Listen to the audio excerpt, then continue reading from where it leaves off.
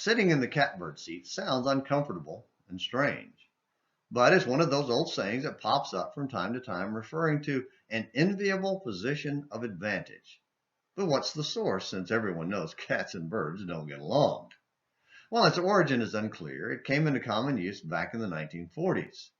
It relates to an actual bird, the gray catbird, known for perching high and mimicking sounds, including a cat's meow. But even the highest bird can fall to the ground, especially nations lifted up by pride and confidence in their position. One such nation, recently introduced here on Morning Minutes in the Bible, was Edom, the descendants of Esau, the grandson of Abraham and brother of Jacob, aka Israel. Known for its high mountain cities, the nation thought itself invincible and able to act with impunity against its brother Israel, Jerusalem. God had his prophet declare their mistake in the short Old Testament book of Obadiah. Instead of being the Christian nation many claim it to be, is it possible America is actually just a modern version of Edom? Today's Throwback Thursday edition of Morning Minutes in the Bible and An American Missionary explores the possibility. This Pagan Nation by Robert F. Turner, from Plain Talk Magazine, October 1970. Pagan is from a word meaning heathen. It brings to mind uncivilized savages, perhaps headhunters, dancing about a crudely carved, leering statue. We shrink in horror at the human skulls or blood-stained mystic symbols upon their altar. We would scoff at the suggestion of paganism in our country or pagan religions among our close associates. But pagan and heathen are relative terms. Gentiles were heathens to the Jews, and for centuries anyone not Christian was considered heathen. Now, so says the dictionary, anyone neither Christian, Muslim, nor a Jew is a pagan. And the same book says heathen suggests adherence to polytheism or the practice of idolatry, especially among rude or uncivilized peoples. When we call pagans irreligious, we mean they have not our kind of religion. From a strictly New Testament Christian viewpoint, pagans seek God some way other than through Jesus Christ.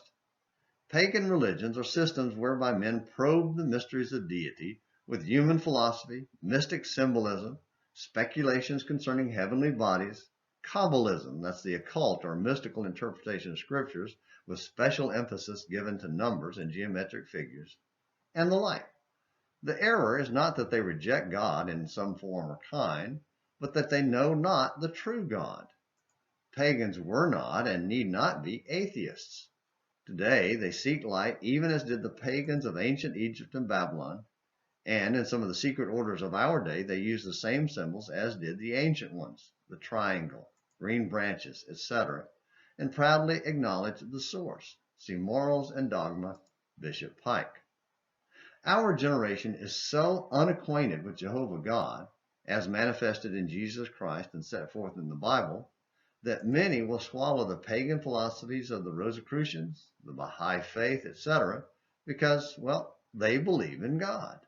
And by the same childish imperceptivity, many class as Christian such cults as Christian Science, Unitarianism, Jehovah's Witnesses, whose use of the Bible is highly allegorical or devoid of faith in Jesus as the Son of God in a biblical sense.